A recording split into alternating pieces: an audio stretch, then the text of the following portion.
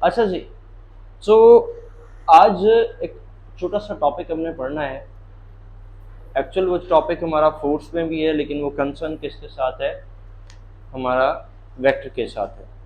और वो टॉपिक है कि हमने वेक्टर को ऐड करना है। अच्छा, ऐड करने के दो या तीन तरीके होते हैं, ठीक है, जिसमें एक तरीका हमारे पास है हेड टू टेल रूल। अगर आपको याद हो तो मैं यहाँ से लिखना शुरू करूँ ताकि याद रहे हमें। Addition of vector. अब एडिशन ऑफ वेक्टर में ना एक रूल है हमारा, head to tell rule.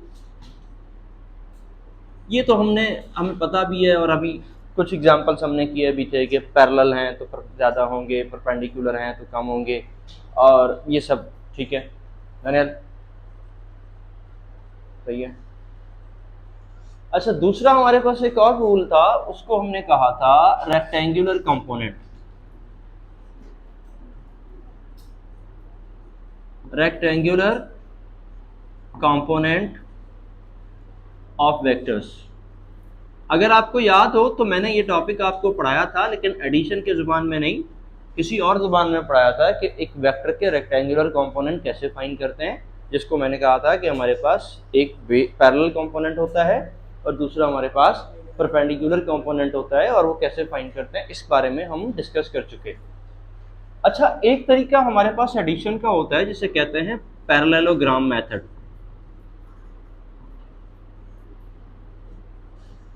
Parallelogram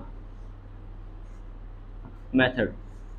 अब एक बात मुझे याद रखना कि हम इस मेथड में, इस टॉपिक में वो सॉल्व नहीं करेंगे, पूरी ड्राइंग नहीं बनाएंगे, लेकिन बस सिंपल मैं इतना बताऊंगा कि ये कब यूज होते हैं और कहाँ यूज होता है, कैसे यूज होता है, और ये इंपॉर्टेंट क्यों है। बाकियों पे आपने फोकस क्यों नहीं किया, सिर्फ इस पे फोकस क्यों कर रहे हैं, क्योंकि फोर्स के चैप्टर में या फोर्स के लिए हमें ये फाइंड करना होता है। अच्छा, ये पता कब आता है, जब कोई दो वेक्टर को इनिशियल वेक्टर हो। गौर से सुन लो क्या कह रहा हूं मैं, कि कोई दो वेक्टर्स को इनिशियल वेक्टर्स हो। सवाल आ गया कि सर ये क्या कहानी है, को इनिशियल वेक्टर्स आज से पहले कभी सुना नहीं सुना। देखो, ऐसे दो वेक्टर्स जिनका स्टार्टिंग पॉइंट सेम हो। मेरी बात समझ आई कि नहीं है?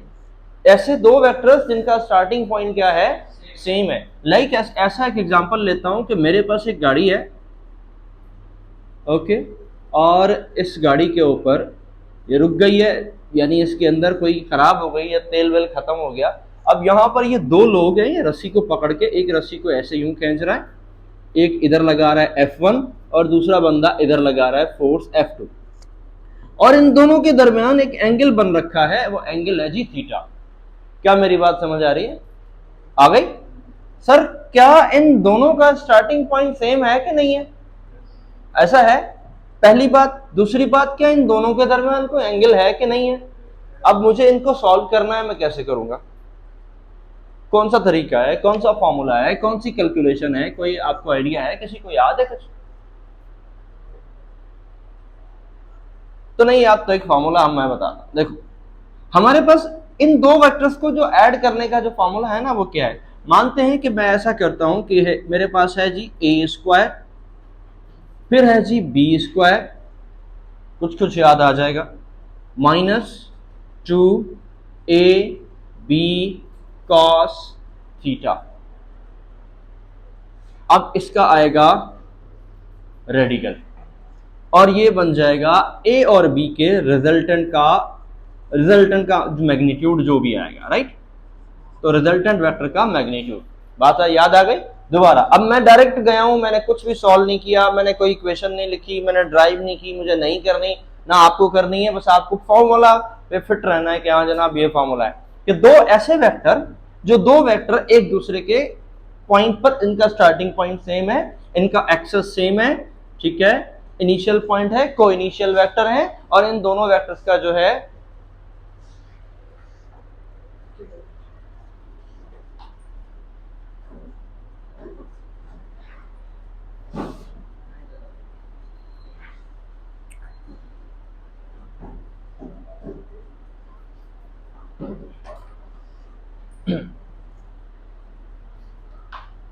ओके, इन दोनों वेक्टर्स का स्टार्टिंग पॉइंट सेम है, तो इसका मतलब क्या हुआ कि अब इन दोनों को ऐड कैसे करना है उनका तरीका हमारे पास ये आ गया। यार मैं तुम्हें एक बात बताऊं, तुम्हारी बुक में एक क्वेश्चन पुराने वाली में भी था, अब नए वाली में भी कहीं है कि दो टग बोट्स हैं, याद करा दूं तो याद आ जाएगा। दो टग बोट्स हैं और दो टग बोट्स एक किसी शिप को खींच रही हैं और उन दोनों के दरमियान एंगल जो है वो है जी 60 डिग्री का। ठीक है, ये पूरा कोई प्रॉब्लमेटिकल याद दिला रहा हूं। और F1 की वैल्यू है जी 6000 न्यूटन, F2B की वैल्यू भी जी है 6000 न्यूटन। अब आप हमें ये बताएं कि इन दोनों का रिजल्टेंट क्या होगा। ठीक है, तो सर अब इसी को सॉल्व करते हैं, हमें समझ में आ जाएगा। ये फॉर्मूला कुछ बनेगा देखो ऐसे कि हमें टोटल फोर्स फाइंड करनी है। टोटल फोर्स फाइंड करनी है तो इसका मतलब 6000 का स्क्वायर कर दो।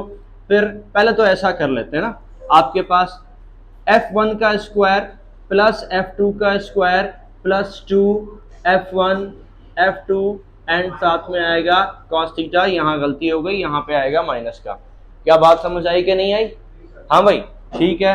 अब वैल्यूज पुट करना शुरू करो जल्दी से, 1 मिनट यहाँ पे आते हैं। तो फॉर एग्जांपल अगर आपके पास ये आ जाएगा 6000 का स्क्वायर, फिर 6000 का स्क्वायर, फिर आपके पास माइनस यहां पर आएगा 6000, यहां पर भी आएगा 6000 और फिर आपके पास cos 60 डिग्री। ये वहां पर अब जो भी इसका आंसर आए फिर मैं अब आगे सॉल्व करा के टाइम वेस्ट नहीं करूंगा, यहां तक हो जाएगा। ठीक है, इतना बड़ा न्यूमेरिकल नहीं आएगा, ये तो वो न्यूमेरिकल बुक में था तो मैंने याद दिलाया कि हाँ देखो ये ऐसा यहां से न्यूमेरिकल निकला है। ठीक है, अब मेरी बात को सुन लेना बेटा। फॉर एग्जाम्पल अगर दो वेक्टर एक दूसरे के एंटी पैरेलल हैं या परपेंडिकुलर हैं तो क्या होगा। तो केस नंबर 1 उठाते हैं, जरा देखो। पॉइंट नंबर 1 है जनाब, मेरे पास एक फोर्स है ये, एक फोर्स है ये दोनों फोर्सेस मेरे पास एक दूसरे के हैं परपेंडिकुलर। इन दोनों के दरमियान एंगल बनेगा राइट एंगल ट्रायंगल। अब जरा कहानी को आगे बढ़ाऊं, कहानी को आगे बढ़ाऊं तो जरा देखो ऐसा बनेगा कि नहीं बनेगा। F का जो मैग्नीट्यूड होगा वो बराबर होगा किसके, F1 square plus F2 square के। क्या ये बात समझ आई है? मैं सॉल्व करके बताऊं। नहीं आई? आ गई? आ गई? हाँ नहीं आई? देखो जनाब आगे चलूं, -2F1 F2। बेटा यहां पर cos की वैल्यू अगर 90 आ गई तो ये पूरा वैल्यू 0 हो जाएगा। अगर ये पूरा वैल्यू 0 हो जाएगा तो फिर हमारे पास क्या बचेगा, F is equal to F1 का स्क्वायर प्लस F2 का स्क्वायर। क्या मेरी ये बात समझ आई कि नहीं आई? दिमाग को लगी बात? आगे बढ़ते हैं। अच्छा बेटा एक केस और है, एक केस और है, वो ये है कि अगर एक एंगल है मेरे पास 60 डिग्री का। ठीक है, तो जरा अब मैं कहूंगा, जरा सोच लेना क्या बनता है। अब मेरे पास जो वैल्यू आएगी वो आएगी किसके, F1 स्क्वायर के प्लस F2 स्क्वायर के माइनस F1 एंड F2 के। क्या मेरी ये बात समझ आई या नहीं आई? नहीं आई? नहीं आई? नहीं आई ना? हाँ किस किस को आई?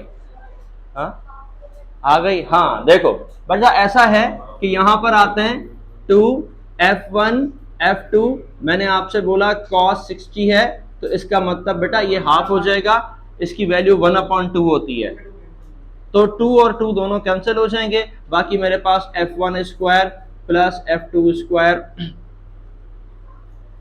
सॉरी, और साथ में आ जाएगा minus F1 and F2। Sir कुछ ऐसा है कि फॉर एग्जांपल अगर दो वेक्टर्स मेरे पास इक्वल हैं,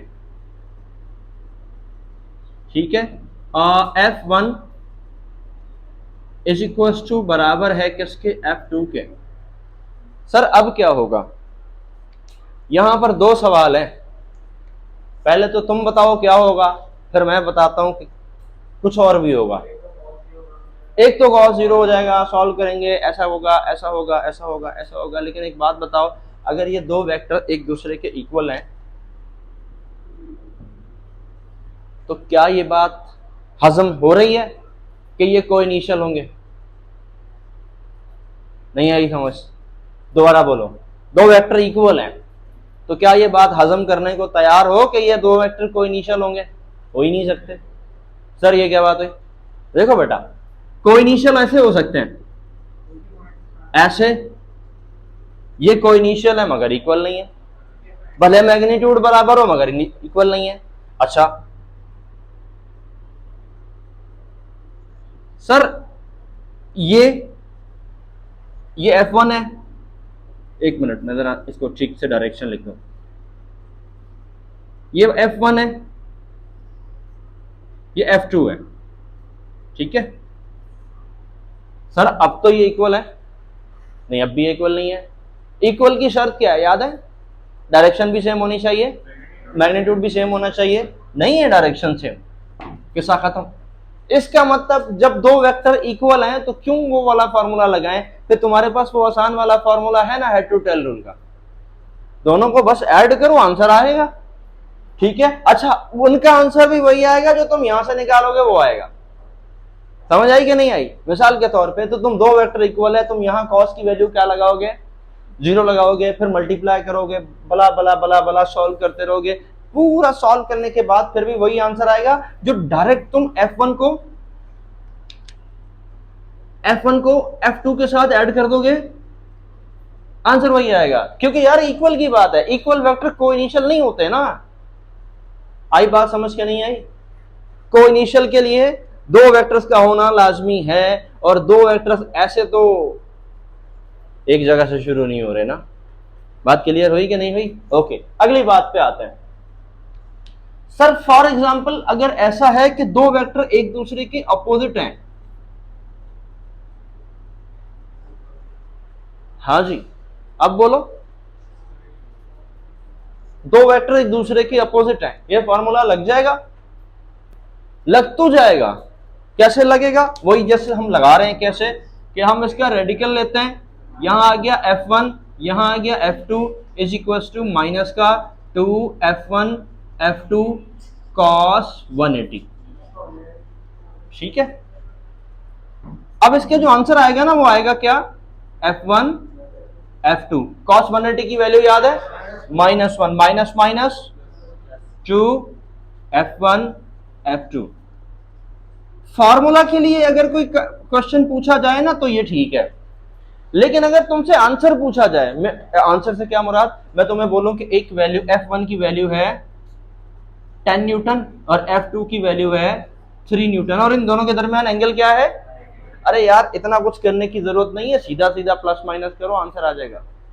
तो फिर ये क्यों बताया? ये इसलिए बताया कि आपको एमसीक्यूज के हिसाब से अगर बाय क्वेश्चन पूछे तो फिर ये क्वेश्चन ये बनेगा, ठीक है। चलो अगर इक्वल है तो क्या बनेगा, ये भी बना के तो देख लेते हैं ना।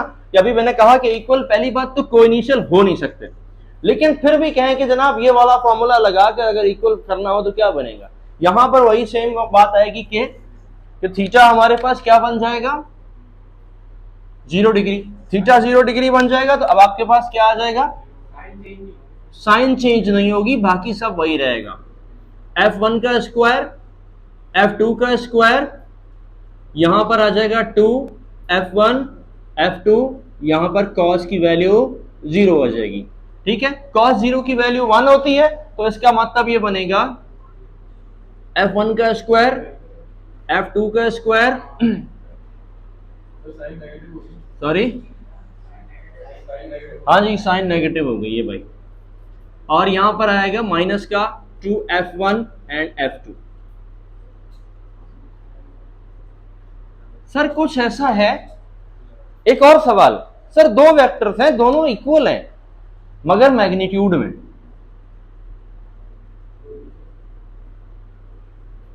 ठीक है जी, और ये दोनों एक दूसरे के परपेंडिकुलर भी हैं।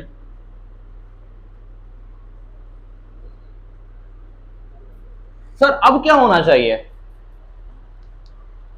शाबाश जी। सर अब क्या होना चाहिए? हो ही नहीं सकते? नहीं हो तो सकते हैं, हो तो सकते हैं। मैंने कहा मैग्नीट्यूड में, तभी मैंने मॉड साइंस दी हैं। तो ये वेक्टर एक्चुअल में वेक्टर इक्वल नहीं है, बस इन दोनों का क्या इक्वल है? मैग्नीट्यूड इक्वल है। क्या कहते हो फिर? आई समझ? थोड़ी थोड़ी आ जानी चाहिए। हाँ सर ऐसा करें कुछ, पहली वाली से मिलता जुलता है। मैं अगर डायरेक्ट जाऊं तो मैं यूं लिख देता हूं कि सर ये है 2, एक मिनट ऐसा कर देता हूं,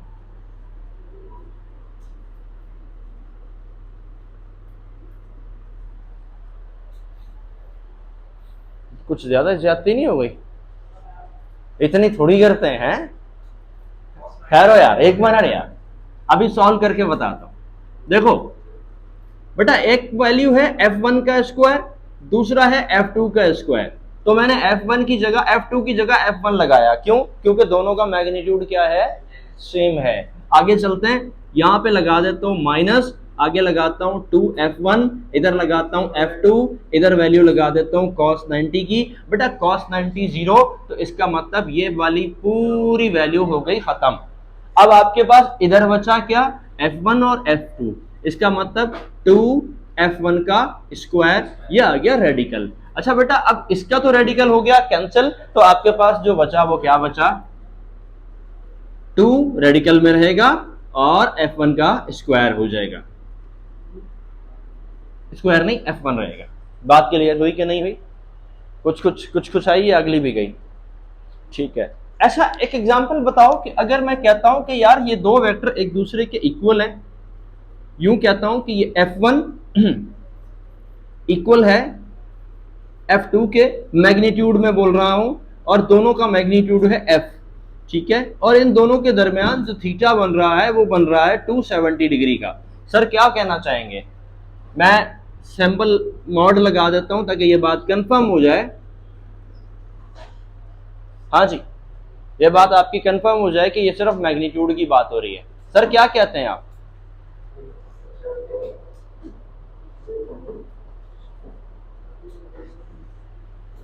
सर क्या कहते हैं, जल्दी से बता दें। 270 तो 0 हो जाएगा, तो फिर उसका वही आंसर आएगा जो अभी ऊपर आया है कि आपके पास 2f। अच्छा सर, अब आपने 2f1 क्यों नहीं लिखा?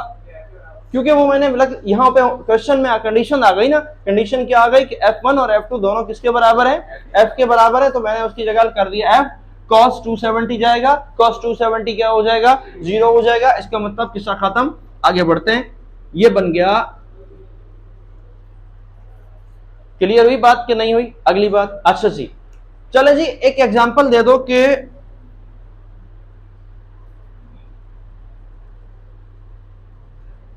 फॉर एग्जाम्पल मैं आपसे यूं कहता हूं कि मेरे पास एक फोर्स 1 है, F1 की वैल्यू, अच्छा जी कितना है इधर?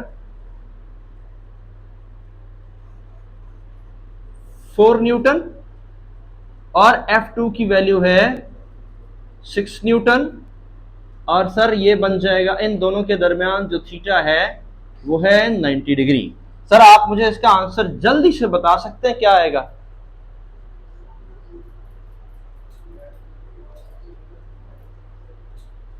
जल्दी वाला आंसर बता सकते हैं क्या आएगा?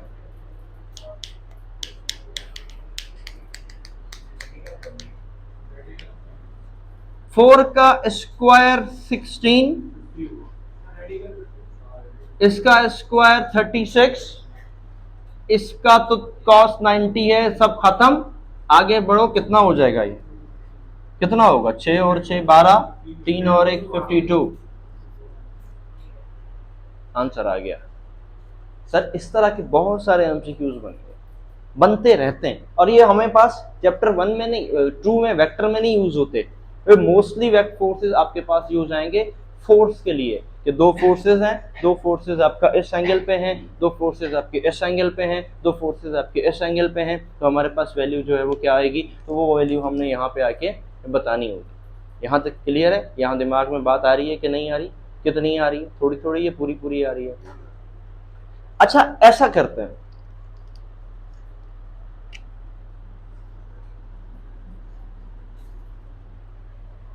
दो वेक्टर्स इक्वल है मैग्नीट्यूड में, चलो ऐसा कर लिया, यह आ गया जी, मैं लिखता हूं जरा सोच के बताना। दो वेक्टर्स इक्वल हैं मैग्नीट्यूड में, ठीक है जी, और मजे की बात यह है कि उन दोनों के दरमियान जो थीटा है वो है कितना 0 डिग्री। तो वो आंसर क्या आएगा? और इनका मैग्नीट्यूड f मान लो थोड़ी देर के लिए, क्यों आंसर क्या आएगा? f ही आएगा, 2f आएगा। पक्की बात, पक्की बात। कैसे? चलो तुम कहते हो तो मैं लिख लेता हूं, फिर करते हैं प्रूफ। 2f। अच्छा, क्या सोच के 2f निकाला, बस मुझे ये बताओ। सॉल्व करके देखें वाकई में 2f आ रहा है नहीं आ रहा, ट्राई लगाएं। ये देखो जनाब, कुछ ऐसा बनेगा ये कि फॉर एग्जांपल मेरे पास वैल्यू कितनी है, f का स्क्वायर, फिर f का स्क्वायर, फिर f, फिर f, ठीक है, और यहां पे आ जाएगा cos की वैल्यू 0 डिग्री। ऐसा ही है कि नहीं है? ऐसा ही है ना? ठीक है। अब आपके पास आंसर देखो क्या आएगा, कुछ आंसर ऐसा आएगा कि देखो cos की वैल्यू 1 होती है, इसका आंसर आएगा 2f स्क्वायर, और इसका आंसर आ जाएगा 2f स्क्वायर।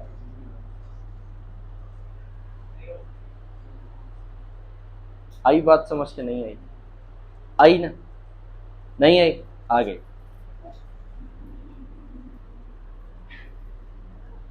सर बात समझ आई? अब यहां तक बातें क्लियर हैं? अच्छा, अब दो सवाल है कि ये फॉर्मूला हमने यूज कब करना है। ये फॉर्मूला के यूज करने के लिए सिर्फ एक ही वजह हो सकती है कि हमारे पास दो ऐसे वेक्टर हों कि जो कि कोइनिशियल हो, तो फिर आप यूज करें। अगर आपके पास पैरेलल वेक्टर हैं, अगर आपके पास इक्वल वेक्टर्स हैं, अगर आपके पास एंटी पैरेलल वेक्टर्स हैं, तो कुछ भी करने की जरूरत नहीं है, चला दो।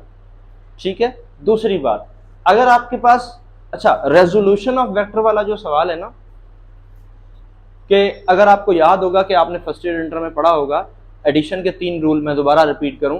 एक रूल आपने पढ़ा था हेड टू टेल रूल, वो अभी पिछले कुछ एमसीक्यूज में हमने किया भी है कि जब फोर्सेज, हालांकि नाम नहीं लिया मैंने, लेकिन मैंने करवाया है कि जब दो वेक्टर्स ऐसे ऐड हो रहे थे तो हम डायरेक्ट माइनस कर रहे थे, ऐसे ऐड हो रहे थे तो हम प्लस कर रहे थे। वो रूल कौन सा था? हेड टू टेल रूल था।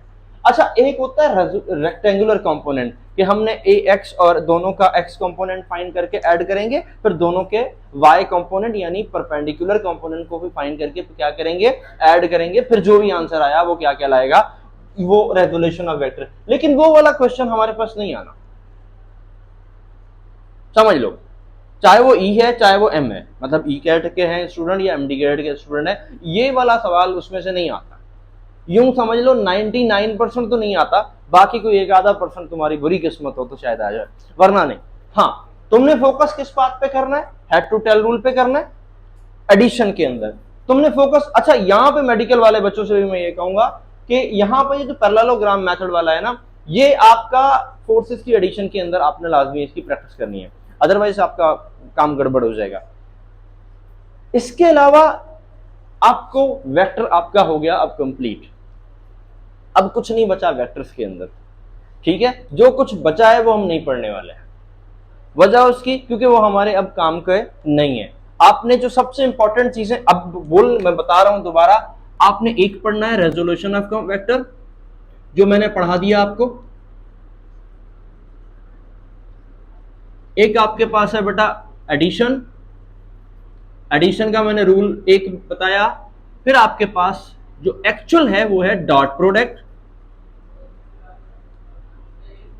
और दूसरी है क्रॉस प्रोडक्ट। ये आपकी कमांड होगी। अगर इस पर कमांड है तो फिर हम आगे कमांड ले सकते हैं, अगर इस पर कमांड नहीं है तो फिर कमांड नहीं है। बात समझ आ गई कि नहीं? अच्छा, ये अगर नहीं, इस पर तुम्हें ये नहीं आते ना, खास करके ये दोनों, तो यूं समझ लो कि आधी फिजिक्स नहीं आती। ठीक है, कहीं ना कहीं बहुत बड़ा नुकसान उठा जाओगे टेस्ट के अंदर। तो बेहतर ये है कि इन दोनों के ऊपर बहुत अच्छी कमांड हासिल करनी है। मुझे बताओ टाइम कितना रहता है?